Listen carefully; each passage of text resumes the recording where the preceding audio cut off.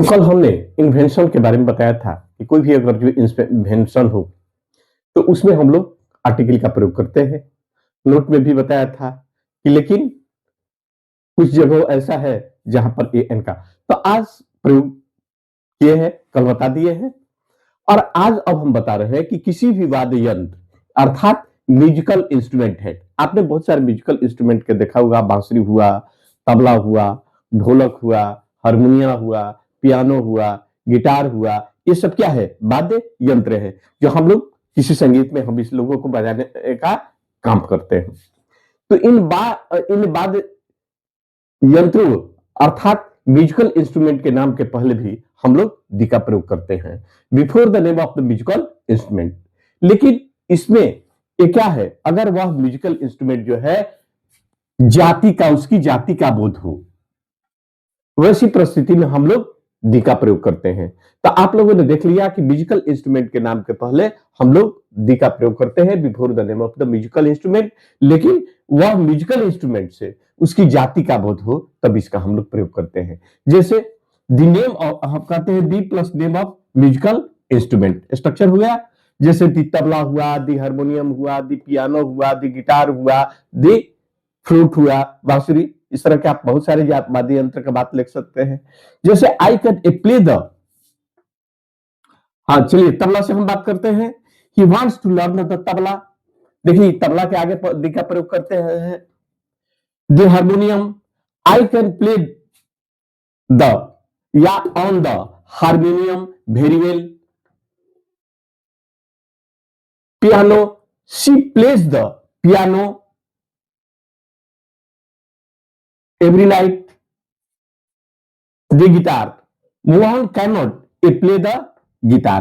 तो आप लोगों ने देखा कि the tabla, the harmonium, the piano और दी गिटार, तो इन सारे नामों के पहले ये हम लोग आर्टिकल दी का प्रयोग किए हैं। ये है क्योंकि इसे म्यूजिकल इंस्ट्रूमेंट का पूरी जाति का बोध होता है, इसलिए हमने दी का प्रयोग करते हैं।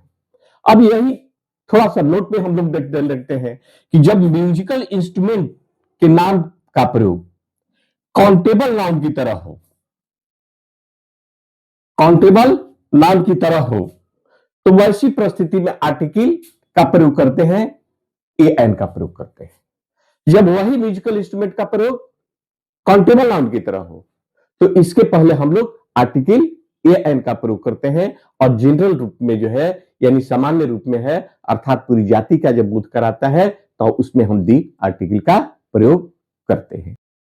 जब वही म्यूजिकल इंस्ट्रूमेंट का प्रयोग हम लोग काउंटेबल नाउन की तरह करते हैं तो उसके पहले हमने बताया था कि आर्टिकल ए एन का प्रयोग करते हैं, दी का नहीं प्रयोग करते हैं। दी का प्रयोग वहां करते हैं जहां पर समान किसी उसकी यानी म्यूजिकल इंस्ट्रूमेंट की जाति का बोध हो, वहां पर दी का प्रयोग करते हैं। लेकिन अगर वह या उसका प्रयोग जब हम लोग काउंटेबल नाउन की तरह करते हैं तो उसके पहले हम लोग ए एन का प्रयोग करते हैं। जैसे I has bought a harmonium. देखिए हमने कोई एक हारमोनियम को खरीदा। I gave him a piano. I have bought a trumpet, जिसको हम लोग हिंदी में तुरही एक वाद्य यंत्र है। और ही सेंट मी ए वायलिन। तो आप लोगों ने देखा कि हारमोनियम, पियानो और Trump, violin, harmonium, piano, Trump और वायलिन, इसका जो प्रयोग जो है हम लोग एक काउंटेबल नाउन की तरह किए हैं, इसलिए इसके पहले हम लोग आर्टिकल ए एन का प्रयोग करते हैं। अब दूसरा हम लोग आते हैं किसी साम्राज्य अर्थात इंपायर के नाम के पहले हम लोग दी का प्रयोग करते हैं। जैसे the Mughal empire, the Roman empire,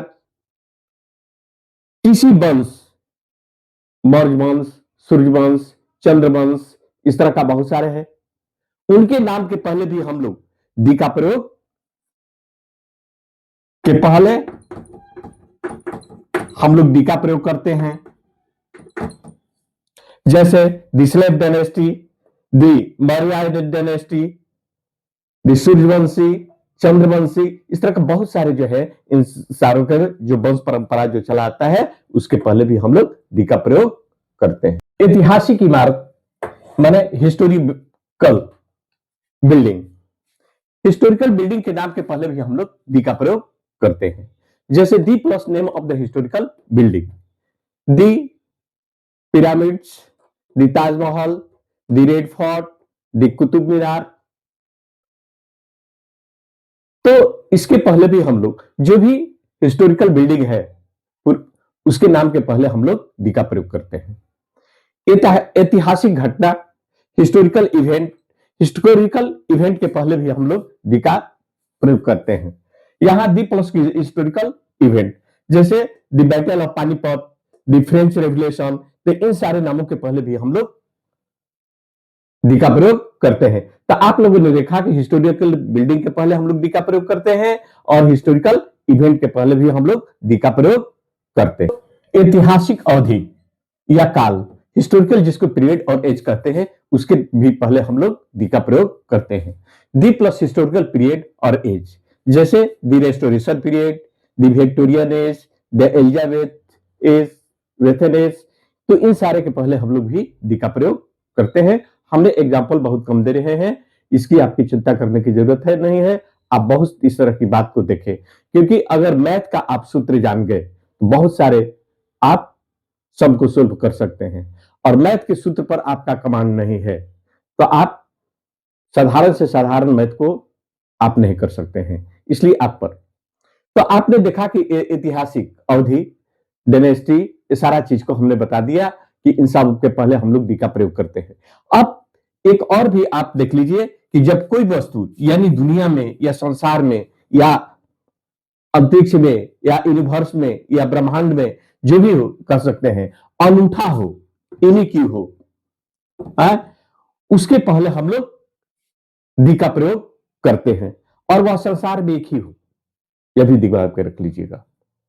जैसे the earth, the sun, the moon, the stars, the sky, the equator जिसको हम लोग भूमध्य रेखा कहते हैं, the world, the universe, the pole star, the north pole, the south pole, उत्तरी ध्रुव, दक्षिणी ध्रुव, इस तरह की आपने बात करते हैं। तो इन सारे चीजों के पहले हम लोग दी का प्रयोग कर देते हैं। पुनः देख लीजिए, वह जो दुनिया में यूनिक हो, विचित्र हो, या उसके जैसा कोई नहीं हो, उसके पहले भी हम लोग दी का प्रयोग करते हैं। The earth, the sun, the moon, the stars, the sky, the equator, the world, the universe, the pole star, the north pole, the south pole, तो इन सारे चीजों के पहले हम लोग दी का प्रयोग करते हैं।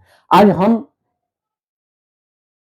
यहीं पर स्थगित करते हैं, पुनः कल और जो छोटा मोटा बाकी है दी का, उसका हम प्रयोग बताएंगे, और उसके बाद हम बार बार कहते हैं कि आपका हम क्वेश्चन देंगे और आप तैयार रहिए। तैयार तब रहिएगा, यू विल रेडी, आप तैयार रहेंगे, और कब, be ready, you will be ready, आप तैयार रहेंगे कब, कि जब आप पूर्णतः इन सारे यूट्यूब पर दिए हुए हैं या लेसन को अच्छी तरह से अगर जो आप पढ़े हैं, ग्रामर को पढ़े हैं, तभी आप प्रश्नों का उत्तर दे पाएंगे। इसलिए आप पढ़ करके तैयार रहिए, हम प्रश्न करेंगे, आप उत्तर देंगे। धन्यवाद।